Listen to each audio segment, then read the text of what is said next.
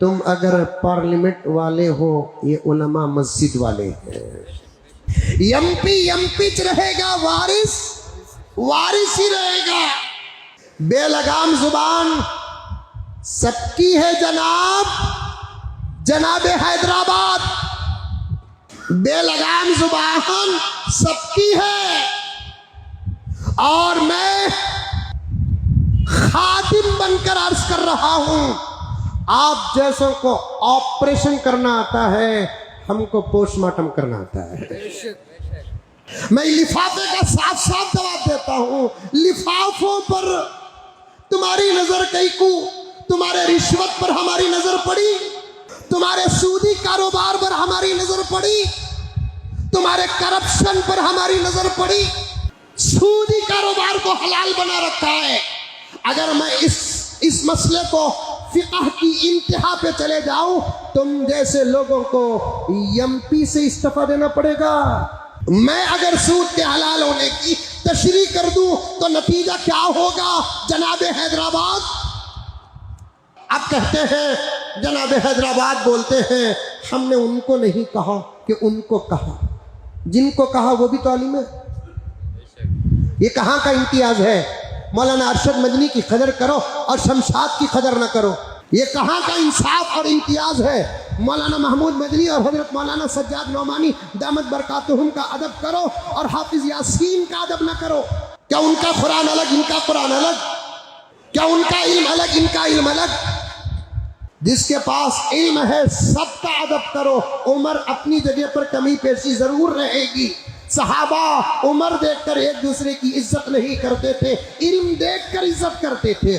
میں صاف کہنا چاہتا ہوں، مہاراشٹر کا نتیجہ اگر آپ کو بےقرار کر رہا ہے تو پھر یو پی کا جواب دو نا۔ یو پی میں کون سا فتویٰ آیا حضرت مولانا سجاد دامت برکاتہم کا؟ یو پی میں تو تمہارے ہی تو جملے تھے۔ ضرورت مہاراشٹر کی بھی تھی، لیکن ایک طرف مہاراشٹر اور ایک طرف یو پی کو اگر دیکھیں گے تو پھر یو پی کی بہت زیادہ ضرورت تھی۔ یو پی کی سرزمین میں جتنے مدرسے ہیں شاید کہ کسی اور اسٹیٹ میں اتنے مدرسے ہیں، آپ کا داخلہ وہاں ہوتا نہ ہوتا تو آج یو پی ہمارے ہاتھ میں ہوتا۔ جناب حیدرآباد، آپ کو تو دہی کا جمن بننا تھا، تم نہ دہی کا جمن بننا تھا۔ جمن بولے تو کیا معلوم؟ دودھ میں 4 قطرے ڈالے تو پورا دودھ پھٹ کو دہی بن جاتا، وہ بننا تھا۔ کی کہتے تمہیں دودھ کو دودھ رکھنے دیتے نہیں، پھوڑ کو دہی بنانے کی فطرت ہے تمہاری، اور علماء پر نشہ نہیں۔ تمہارے 15 منٹ کے جملے کہیں اڑ کر چلے گئے، مولانا کا فتویٰ پورے اسٹیٹ کو نعوذ باللہ غارت کر دیا۔ نہیں، کچھ نہیں۔ بولنے والے انہوں یہ کچھ حضرت بولنے والے، پھر دوسرے کیا سولے کو ہی، بچے دلے کو ہی۔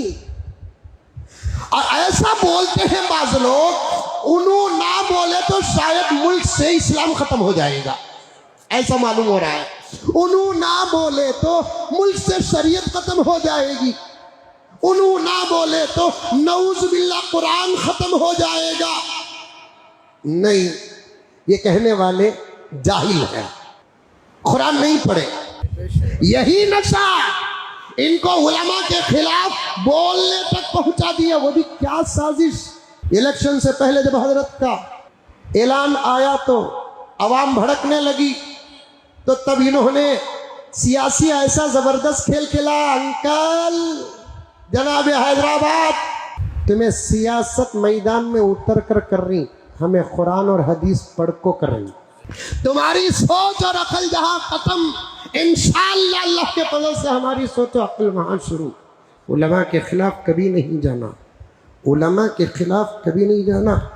باہر نکلنا بند کر دوں گا، ہاتھ اڑ گئے تو تمہاری سانس بند ہو جائے گی۔ ہمارے ہاتھوں کا پاور ابھی نہیں دیکھا آپ نے، نکلنا بند کر دوں گا۔ باہر نکلنا بند کسے کہہ رہے ہیں؟ علماء کو۔ تم اگر کرسی والے ہو، یہ علماء منبر والے ہیں۔ تم حالات کی کتاب والے ہو، یہ قرآن والے ہیں۔ تمہاری نسبت اگر سیاست سے ہے تو ان لوگوں کی نسبت علماء کی قدرت اور نبوت سے ہے۔